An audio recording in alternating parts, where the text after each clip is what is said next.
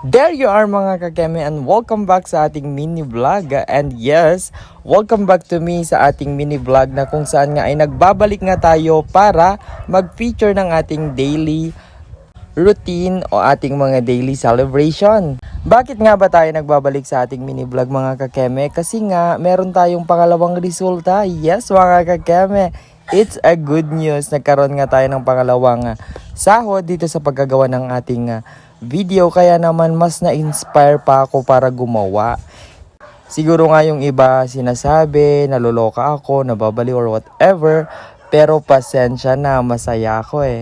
At dito nga ay may resulta tayo mga kakeme. At ito nga ang una nating vlog for today ay ang aming 34th monthsary celebration ng aking Daddy Kes. At nagpunta nga kami dito sa ating favorite na Samgyupsal ni store o restaurant dito sa may Gochujang sa may San Mateo, Isabela. Favorite nga namin ito kahit medyo malayo kasi nga talaga namang ang sasarap ng kanilang mga dishes. Kaya sa mga hindi pa nakakapunta rito, try nyo at hindi kayo mapapahiya.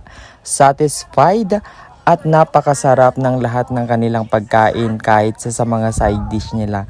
Yan lamang ang ating vlog for today. Maraming salamat!